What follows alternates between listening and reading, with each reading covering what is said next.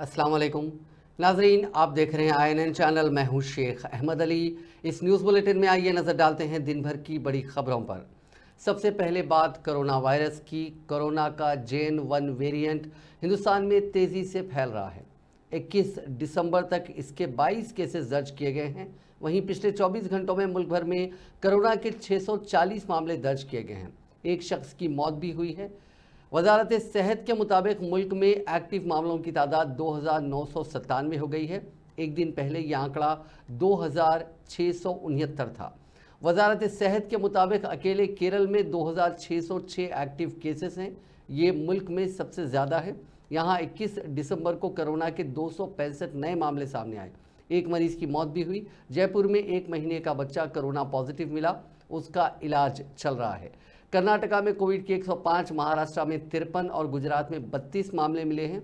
UP के नोएडा में कई महीनों बाद एक पॉजिटिव मरीज मिला। डॉक्टर्स ने बताया कि 54 साल का मरीज हाल ही में नेपाल गया था। वो हरियाणा के गुरुग्राम में काम करता था। कोविड-19 की नई शक्ल के चंद मामलात की दूसरे रियासतों में मंजर आम पर आने के दरमियान हैदराबाद में कोरोना वायरस का पहला मामला सामने आया। नीलोफर हॉस्पिटल ने एक 14 माह के शीरख्वार में कोविड-19 की अलामात की तस्दीक की। Superintendent Niloufer hospital doctor T Usha Rani ने बताया कि इस शीरख्वार को 18 दिसंबर को खांसी, सर्दी और सांस लेने में तकलीफ की शिकायत पर शरीक करवाया गया था। बाद शीरख्वार के मुख्तलिफ मुआयने किए गए और उन नमूनों को कोविड टेस्ट के लिए भेजा गया था। कल ही रिपोर्ट मौसूल हुई जिसमें कहा गया कि ये शीरख्वार कोविड-19 से मुतासिर है। ताज्जुब की बात यह रही कि नामपल्ली के आगापुरा इलाके से ताल्लुक़ रखने वाले इस शीरख्वार के वालिदैन सेहतमंद हैं और वो कोविड से गैर मुतासिर हैं। हैदराबाद के कई इलाकों में जुमे को अक़ल तरीन दर्जे हरारत में गैर मामूली कमी दर्ज की गई। Telangana state development planning society के मुताबिक इलाके मौलाली और पटनचेरू में हर जगह अक़ल तरीन दर्जे हरारत 8.6 डिग्री सेल्सियस दर्ज किया गया। राजेंद्र नगर में 8.7 डिग्री सेल्सियस और BHL में 9.2 डिग्री सेल्सियस अक़ल तरीन दर्जे हरारत रिकॉर्ड किया गया। शहर के दूसरे इलाकों में भी कम से कम दर्जे हरारत में कमी हो रही है। रिपोर्ट के मुताबिक हैदराबाद में जुमे को अक़ल तरीन दर्जे हरारत औसतन 12.5 डिग्री सेल्सियस रहा। आमतौर पर यह 15.5 डिग्री सेल्सियस रहा करता है। इस दौरान महकमे मौसमियात ने पेशकयासी की है कि ये सूरत हाल आने वाले चंद दिन तक जारी रहेगी और मिनिमम टेम्परेचर औसतन 13 से 16 डिग्री सेल्सियस के दरमियान रहेगा। महकमे मौसमियात ने यह पेशकयासी की है कि सुबह के वक्त कोहर छाई रह सकती है। ज़िले आदिलाबाद के कई इलाके शदीद सर्दी की लपेट में आ गए हैं। Telangana state development planning society ने जुमे को जारी करदा एक मौसमी रिपोर्ट में बताया कि ज़िले के कई इलाकों में मिनिमम टेम्परेचर में रोज़ाना कमी हो रही है। ज़िले कोमरम भीम आसिफाबाद में मिनिमम टेम्परेचर औसतन 10 डिग्री सेल्सियस दर्ज किया गया, जबकि मौजू के थरी में minimum temperature 6.8 degree 6.8 degree Celsius दर्ज किया गया। शहर हैदराबाद में मजमूई तौर पर साल 2022 के मुकाबिल साल 2023 में जराइम की शरह में 2% का इजाफा हुआ। आज सालाना प्रेस कॉन्फ्रेंस से खिताब करते हुए कमिश्नर पुलिस हैदराबाद के श्रीनिवास रेड्डी ने यह बात बताई। उन्होंने आज जराइम से मुतालिक तफसीलात पर मबनी रिपोर्ट जारी की। कमिश्नर पुलिस के मुताबिक खवातीन के खिलाफ जराइम की शरह में 12% इजाफा हुआ। असमत रेजी के वाक़यात में भी इजाफा हुआ। साइबर क्राइम में 11% इजाफा हुआ। गुज़िश्ता साल साइबर क्राइम में 82 करोड़ का धोखा दिया गया था। जारिया साल 133 करोड़ रुपए का धोखा दिया गया। उन्होंने बताया कि सज़ाओं की शरह में इजाफा हुआ। 13 अफराद को उम्र कैद की सज़ा सुनाई गई। उन्होंने वाज़ेह किया कि पुलिस डिपार्टमेंट में पोस्टिंग के लिए सिफारिशात को कबूल नहीं किया जाएगा, सलाहियतों के मुताबिक ही पोस्टिंग्स दी जाएंगी।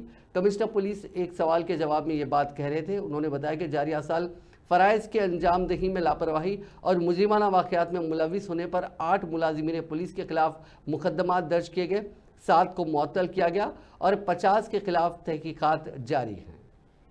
ఫ్రెండ్లీ అండ్ కమ్యూనిటీ ఎంగేజ్మెంట్ పాలసీలో భాగంగా హైదరాబాద్ సిటీ సెక్యూరిటీ కౌన్సిల్ అనే స్టేక్ హోల్డర్ ఉన్నారు, మీకు తెలుసు. అది కొన్ని సంవత్సరాల క్రితం దాన్ని ఏర్పరచడం జరిగింది. అట్లాగే మిగతా స్టేక్ హోల్డర్స్తో కూడా కలిపి Hyderabad annual cyber security knowledge summit అనేది ఒకటి ఆర్గనైజ్ చేయడం జరిగింది. సో ఇందులో ఈ సైబర్ సెక్యూరిటీ గురించిన అంశాలపైన ఎక్స్పర్ట్స్ని కూడా పిలిచి మాట్లాడించి అవగాహన కల్పించడం, పోలీస్కి మా శాఖకు కూడా అవగాహన, అట్లాగే కన్సర్న్ స్టేక్ హోల్డర్స్ కూడా అవగాహన కల్పించడము. తర్వాత ఎంపవర్మెంట్ ఆఫ్ ఉమెన్ సంబంధించిన ఒక స్త్రీ సమ్మిట్ కూడా ఏర్పాటు చేయడం జరిగింది. So this is briefly about how the year went by. Now we'll come to the main aspect of this, the very purpose of this conference, that is about discussion about crime. Friends, 2022 సంవత్సరంతో పోలిస్తే ఈ సంవత్సరము overall crimes 2% పెరిగి ఇప్పుడు 24,821 కేసులు ఈ సిటీలో నమోదైన హైదరాబాద్ సిటీ పోలీస్లో. అందులో బాడీలీ క్రైమ్ 16% పెరిగితే మీకు ఈ నంబర్ అందులో ఉంది. అయినా మీరు ఏమైనా స్పెసిఫిక్ అడిగితే నేను చెప్తాను. 2023లో 2,537 బాడీలీ క్రైమ్స్ అయినాయి. 2022లో అది 2,181 ఉంది. మర్డర్స్ తగ్గినాయి, 79 ఉన్నవి 64 అయినాయి. But other grave bodily crimes increase by 39%. అంటే 368 ఉన్నది గత సంవత్సరంలో, ఈ సంవత్సరం ఇప్పటికే 513 అయినాయి. Non-grave bodily crime also increased by 12% from 1813 to 2024. 2024 కేసులు అయినాయి. Bodily crime increase. तेलंगाना की नई कांग्रेस हुकूमत ने ट्रैफिक चालानात पर तकरीबन 80% डिस्काउंट का ऐलान किया. ट्रैफिक पुलिस ने जुमे को ऐलान किया कि ज़ेरे इल्तिवा चालानात पर ये डिस्काउंट दिए जाएंगे जिन पर 26 दिसंबर से अमलावरी शुरू हो जाएगी. 2 और 3 पहिए वाली गाड़ियों यानी 2 व्हीलर्स और 3 व्हीलर्स के ज़ेरे इल्तिवा चालानात पर 80% डिस्काउंट दिया जाएगा, जबकि 4 व्हीलर्स और हेवी व्हीकल्स के लिए 60% डिस्काउंट का ऐलान किया गया. तेलंगाना ट्रैफिक पुलिस के ज़राए ने बताया कि 26 दिसंबर से ये सहूलत शुरू होगी और 10 जनवरी 2024 तक जारी रहेगी. ट्रैफिक पुलिस ज़राए ने मशवरा दिया कि इन चालानात को वेबसाइट के जरिए बकाया जात की अदायगी की जा सकती है. ज़राए के मुताबिक ज़मरावारी असास की बुनियाद पर रकम अदा करने के बाद बाकी रकम खुद ब खुद माफ़ हो जाएगी. इलाका पंजागुटा में एक ट्रैफिक पुलिस कांस्टेबल की बरवक्त चौकसी की वजह से एक ख़ानदान की ज़िंदगी बच गई, जो एक हमा मंजिला इमारत में आतिशज़दगी की वजह से बुरी तरह फंस गए थे. ज़राए ने बताया कि वाक़या अपार्टमेंट कॉम्प्लेक्स की 6ठी मंजिल के पेंट हाउस में पेश आया, जहां अचानक आग लग गई. इस पेंट हाउस में कम से कम 6 अफराद फंस गए थे. पड़ोसियों ने उन्हें बचाने की कोशिश भी की, ताहम इत्तला मिलते ही traffic police constable Shravan Kumar फौरी वहां पहुंच गए और अपनी ज़िंदगी की परवाह किए बगैर उन अफराद को बचाने में कामयाबी हासिल कर ली. श्रावण कुमार ने, जो पंजागुटा ट्रैफिक पुलिस स्टेशन से वाबस्ता बताए गए हैं, अपने हाथ से ही दरवाजे को तोड़ा, क्योंकि पेंट हाउस के अंदर आग की वजह से धुआं फैल गया था और उसके अंदर रहने वाले अफराद दरवाजे तक पहुंच नहीं पा रहे थे. पुलिस कांस्टेबल ने पड़ोसियों की मदद से न सिर्फ दरवाज़ा तोड़ने में कामयाबी हासिल की, बल्कि हिफाजत से पेंट हाउस के अंदर से तमाम अफराद को बाहर निकाल लिया और उन्हें फौरी तौर पर अस्पताल मुंतकिल कर दिया गया, क्योंकि धुएं की वजह से उन्हें सांस लेने में तकलीफ पेश आ रही थी. आतिशज़दगी की वजह का फौरी तौर पर इल्म नहीं हो सका. सर दूर से थोड़ा बाप मारता, हाँ दबा के मार के धूप बाप आ रहा.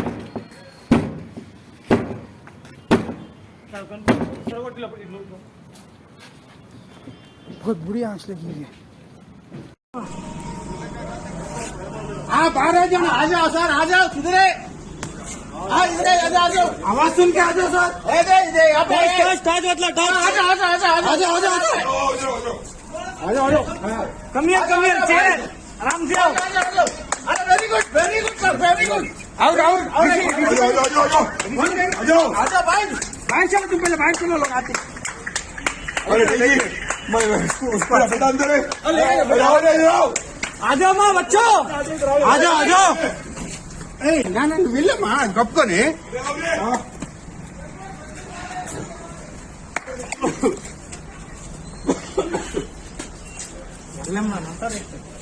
सलीम तू अंदर जा. सलीम तू जा. सलीम अंदर. इससे नहीं हो रहा. अब पोतन का लोग समझ लेना जरा. आगे बाहर आगे. नहीं आया. अरे ऋषि कहाँ है? अरे अंदर सुनाई दे रहा ना बस. अरे ऋषि ఖర్చుదా ఉండట్లేదన్నా. हेलो ఇది ఉండట్లేదు. चलो सर. सलीम जा तू. सलीम हाँ जलगाम बेंगलुरु पार्क. नहीं जा सकते भैया. नहीं जा सकते. కొంచెం రోడ్ పైన అందరికి రోడ్ పైన పోలీస్ కార్ కూడా లేవట్టు అక్కడ. వచ్చేంगे बस तो आ रही.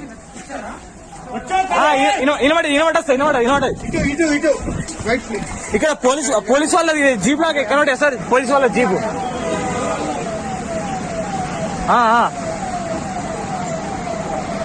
వినిపిస్తుంది సార్. మీ బ్రిడ్జ్ సైడ్ వెళ్తున్నారా, చేస్తున్నారా? Right right right sir. Police vehicle sir, police ఇక్కడ పైన. प्रजा भवन में आज प्रजावाणी प्रोग्राम मुनक्किद हुआ, जिसमें रियासत के मुख्तलिफ मकामात से अवाम ने शिरकत करते हुए अपने मसाइल को याददाश्त की शक्ल में मुतल्लिक़ा ओहदेदारों को पेश किया। ज़राए ने बताया कि आज के प्रजावाणी प्रोग्राम में 2202 याददाश्तें मौसूल हुई, जिनमें ज़्यादातर यानी 40% याददाश्तें डबल बेडरूम के मकानात की फरहमी से मुताल्लिक़ थी, जबकि 30% दरखास्तें वज़ाइफ की मंजूरी के लिए दी गई। बाकी दरखास्तों में मुलाजिमतों की फराहमी और महकमा रेवेन्यू से मुतालिक मसाइल पर मबनी थी। शदीद सर्दी के बावजूद हैदराबाद के अलावा रियासत के दूर दराज इलाकों से सैकड़ों अवाम आज सुबह के अवलीन वक्त से ही हैदराबाद के बेगमपेट इलाके में तवील कतारों में देखे गए, जहाँ प्रजा भवन में प्रजावाणी प्रोग्राम मुनक्किद हुआ था। हफ्ते में 2 दिन जुमे और मंगल को प्रजावाणी प्रोग्राम मुनक्किद किया जा रहा है, जहाँ अवाम अपने मसाइल को याददाश्त के जरिए पेश कर रहे हैं। पार्लियामेंट में सिक्योरिटी की लापरवाही और इंडिया इतिहाद से ताल्लुक़ रखने वाले अरकान पार्लियामेंट की लोकसभा और राज्यसभा से मुअत्तली की मजम्मत करते हुए कांग्रेस ने हैदराबाद में इंदिरा पार्क के पास धरना चौक पर जुमे को एक धरना मुनज़्ज़म किया। डिप्टी चीफ मिनिस्टर मल्लू भट्टी विक्रमार्का, वुज़रा श्रीधर बाबू, पुन्नम प्रभाकर, जूपल्ली कृष्णा राव के अलावा अरकान असेंबली MS राज ठाकुर, नागराजू, विजय रमना और कांग्रेस कायदीन वी हनुमंतराव, मल्लू रवि, मधु याचकी गौड़, कोटा नीलिमा इस धरने में शामिल हुए। CPI के रुकन असेंबली के सामशिवराव और सदर TGF कोदंडराम भी इस मौके पर मौजूद थे। डिप्टी चीफ मिनिस्टर भट्टी विक्रमार्का ने धरने को मुखातिब करते हुए इंडिया इत्तेहाद के अरकान पार्लियामेंट की मुअत्तली को गैर जमहूरी करार दिया और कहा कि अरकान पार्लियामेंट सिक्योरिटी की कोताही पर पार्लियामेंट में मुबाहिस का मुतालबा कर रहे थे, क्योंकि हमला न सिर्फ पार्लियामेंट बल्कि दस्तूर पर हमले के मुतरादिफ है। उन्होंने कहा कि एक शर्म की बात है कि अपोजिशन के अरकान पार्लियामेंट के सवालात के जवाब दिए बगैर वज़ीर आज़म नरेंद्र मोदी और मरकज़ी वज़ीर दाखिला अमित शाह की मौजूदगी में उन अरकान पार्लियामेंट को मुअत्तल कर दिया गया, जिसे जमहूरियत की मंदिर समझा जाता है।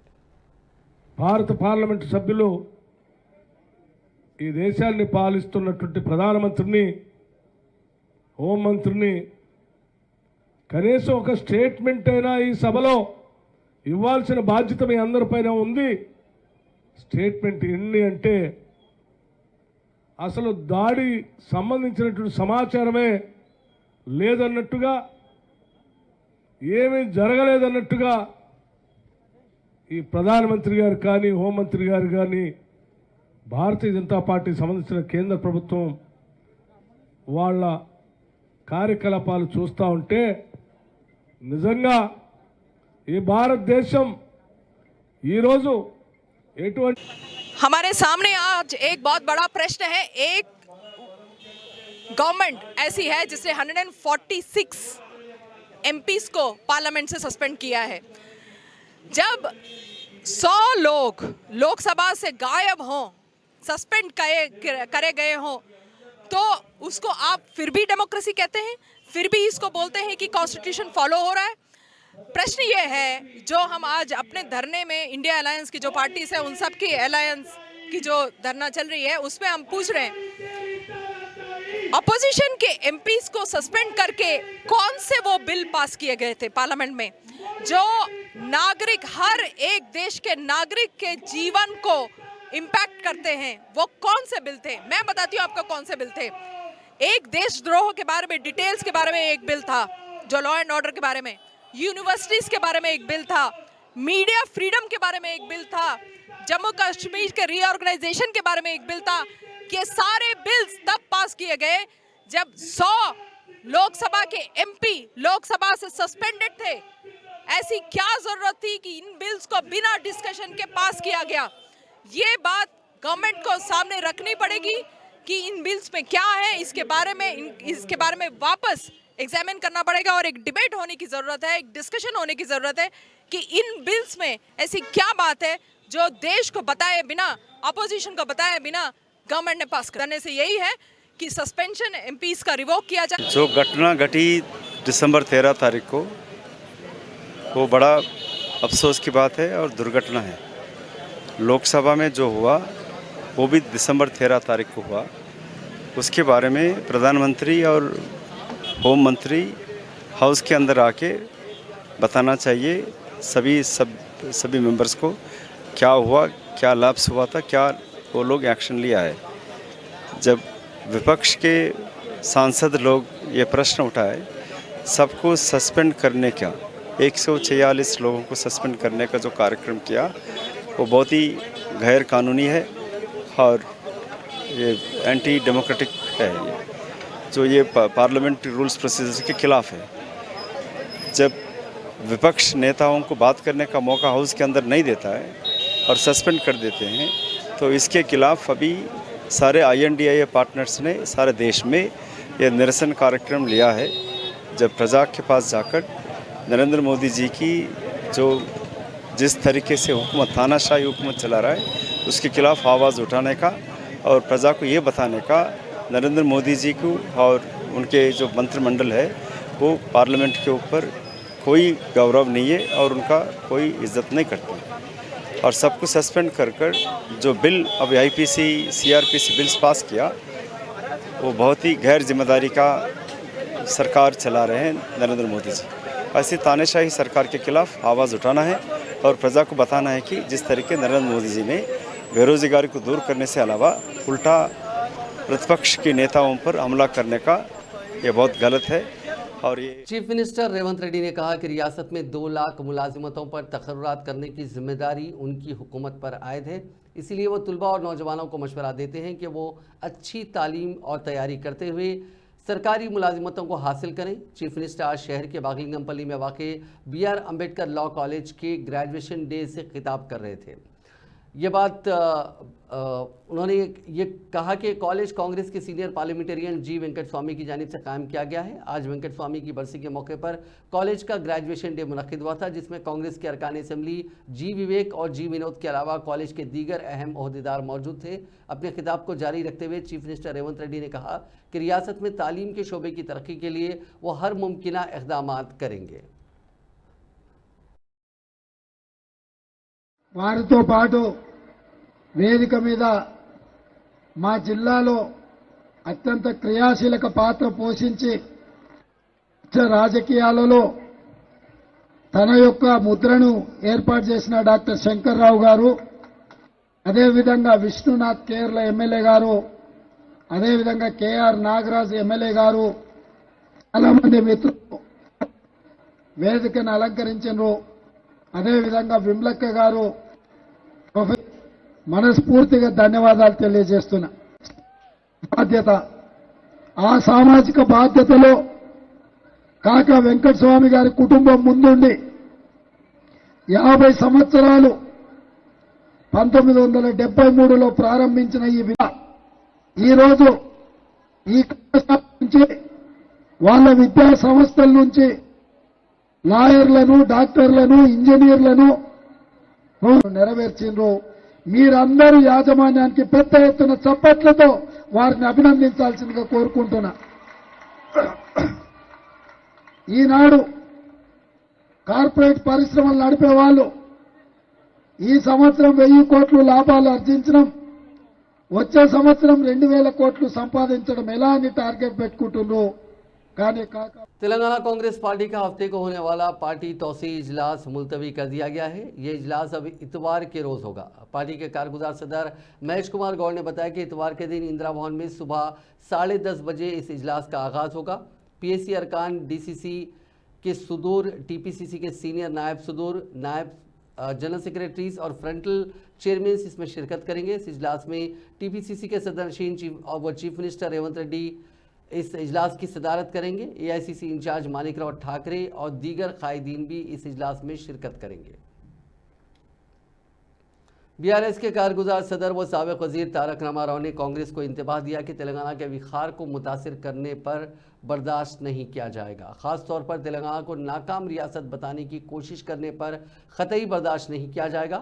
अपने ट्वीट में KTR ने कहा कि दिन और रात का फ़र्क किए बगैर काफ़ी पसीना बहाकर तेलंगाना की तामीर नौ की गई। इसके अलावा तमाम शोबों में नंबर 1 मकाम पर रहने वाली रियासत की तौहीन करने पर किसी भी सूरत में उसे बर्दाश्त नहीं किया जाएगा। उन्होंने कहा कि बीआरएस के 9.5 साल दौरे हुकूमत की कारकर्दगी पर पावर पॉइंट प्रेजेंटेशन भी बीआरएस पार्टी ने तैयार किया है। उन्होंने कहा कि तेलंगाना भवन में हफ्ते को 11 बजे दिन पार्टी के कारगुजार सदर की जानिब से ये प्रेजेंटेशन पेश किया जाएगा। आदाद और शुमार के साथ हकायक पर मबनी तेलंगाना की असली तस्वीर को पेश किया जाएगा। खर्च नहीं बल्कि रियासत में पैदा करदा आमदनी और असासों की तफसीलात पेश की जाएंगी।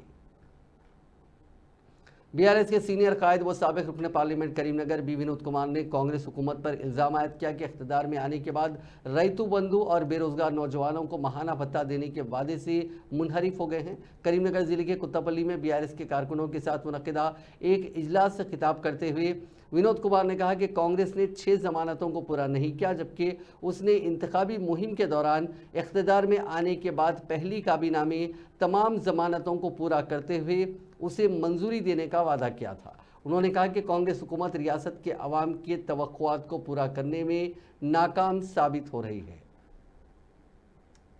बीआरएस रुकन असम्बली व साबिक स्पीकर पोचाराम श्रीनिवास रेड्डी ने आज अपने हल्के असम्बली बांसवाड़ा में साबिक बीआरएस हुकूमत के दौर इख्तिदार में माह अक्टूबर-नवंबर में मंजूर किए गए शादी मुबारक कल्याण लक्ष्मी स्कीम के 206 चेक्स, जिसकी मालियत 2 करोड़ से ज़ायद की है, इस पर ये चेक्स जो मुस्तहिक अफराद हैं उनमें तकसीम किए। इस मौके पर खिताब करते हुए उन्होंने बताया कि साबिक वज़ीर आला चंद्रशेखर राव ने अक़लियतों और SC/ST तबक़ात की लड़कियों की शादी के लिए 1-1 लाख रुपए तकसीम करते हुए सरपरस्तों को अपनी लड़कियों की शादी में सहूलत फराहम की थी। उन्होंने इस उम्मीद का इजहार किया कि नई कांग्रेस हुकूमत भी शादी मुबारक कल्याण लक्ष्मी स्कीम को जारी रखेगी। 2 గంటల 20 నిమిషాలకు ఇంతకెళ్ళలేదు వేదిక ముందున్నటువంటి చెక్కులు స్వీకరించడానికి వచ్చినటువంటి మా అక్కలకు చెల్లెళ్లకు మా అన్నదమ్ములకు పెద్దలకు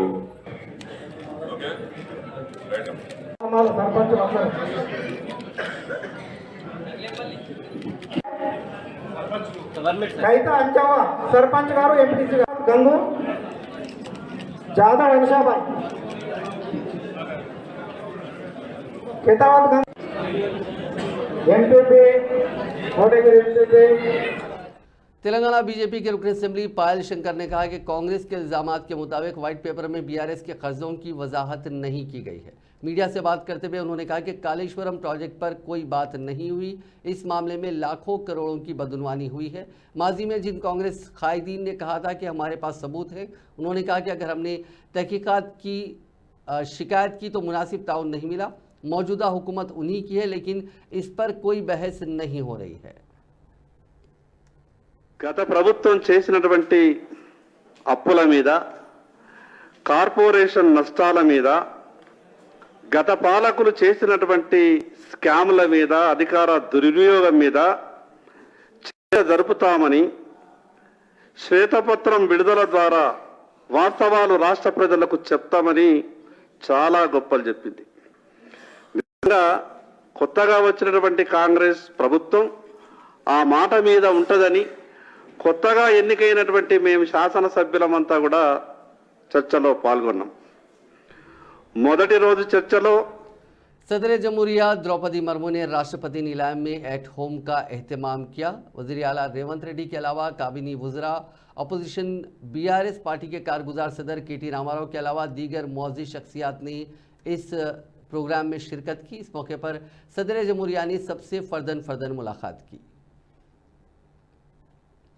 अपोजिशन पार्टियों के इंडिया इत्तेहाद के कायदीन ने कहा कि मोदी हुकूमत मुल्क की जमहूरियत को तबाह करके आमरीत पर उतर आई है और उन तमाम अरकान पार्लियामेंट को मुअत्तल कर दिया गया जिन्होंने पार्लियामेंट की सिक्योरिटी में कोताही की हुकूमत से सवालात पूछे थे। कांग्रेस सदर मल्लिकार्जुन खड़गे, party leader Rahul Gandhi, NCP के leader Sharad Pawar, Communist Party of India के Sitaram Yechury, Communist Party of India के डी राजा और दीगर कायदीन ने आज दिल्ली के जंतर मंतर पर एक रैली निकाली और उसके बाद खिताब किया। उन्होंने कहा कि 2024 में मोदी हुकूमत को बाहर का रास्ता दिखाने और मुल्क को बचाने के लिए इकट्ठा होने का वक्त आ गया है। हमारे सदन में सरकार के तरफ से ये आता है, मुझे बहुत धक्का लगा कि एक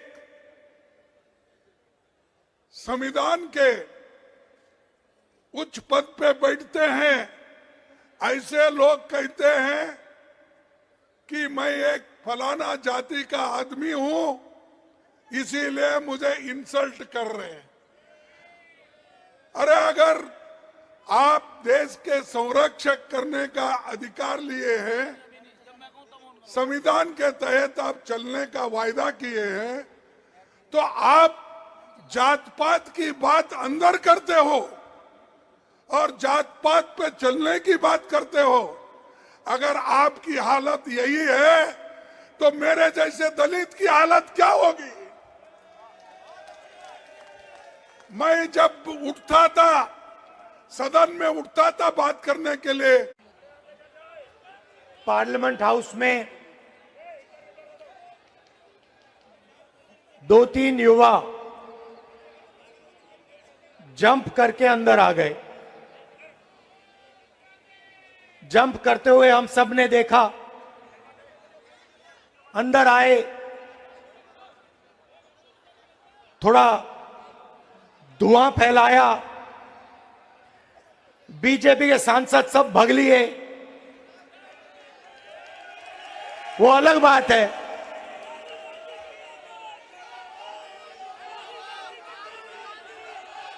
वो अलग बात है।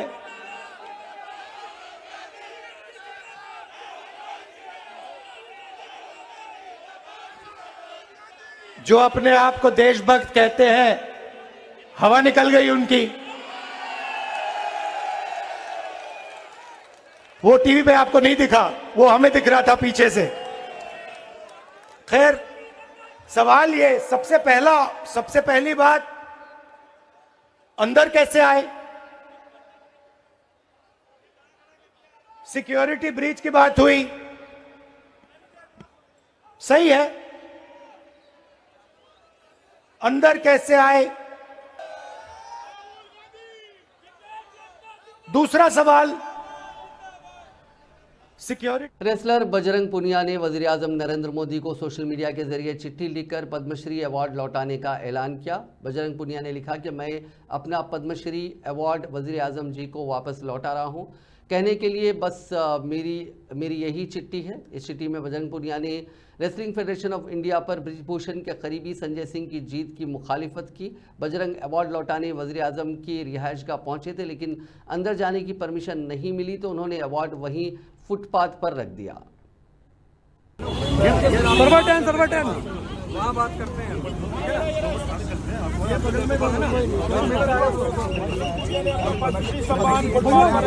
देखिए,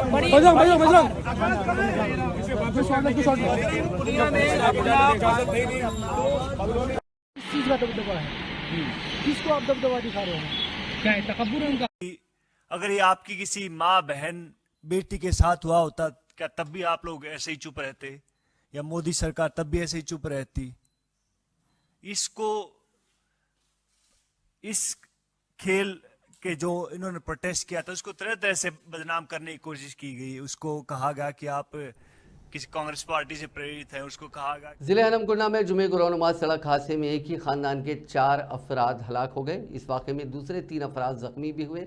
पुलिस ने बताया कि हादसा उस वक्त पेश आया जब एलका तुर्ती मंडल में मौजू पंचकुला पेटा में एक कार मुखालिफ सिम से आने वाली ट्रक से टकरा गई। पुलिस ने शुबा जाहिर किया कि तेज़ रफ्तारी और कोहर की वजह से यह हादसा पेश आया होगा। जख्मियों को वरंगल के MGM अस्पताल में शरीक करवाया गया और नाज़शों को भी पोस्टमार्टम के लिए उसी अस्पताल में मुर्दा खाने में महफूज कर दिया गया। पुलिस इस पूरे हादसे की जांच कर रही है। हैदराबाद पुलिस ने आज 7 अफराद और एक नाबालिग को 39 साल real estate professional Mohammed Akeel के बहिमाना कत्ल के सिलसिले में गिरफ्तार किया। माफ़ कीजिएगा, मकतूल का नाम तारिक अली है। जुमे को मीडिया से खिताब करते हुए DCP रोहित राजू ने कहा कि तारिक अली पर 19 दिसंबर की सुबह ईदी बाज़ार के रामचंद्र नगर में वाक़ उनकी रिहाइशगाह के करीब मोहलिक हथियारों से हमला किया गया था। इसके पीछे देरीना दुश्मनी थी। पुलिस ने बारीक बीनी से तफ्तीश के जरिए और मोतबर मालूमात की बुनियाद पर 21 दिसंबर को संतोष नगर में बरहने शाह दरगाह कब्रस्तान के करीब से 6 मुलजिमीन को गिरफ्तार किया, जबकि आज बकिया 2 मुलजिमीन को, जिनमें एक नाबालिग भी है, उसे पकड़ा गया।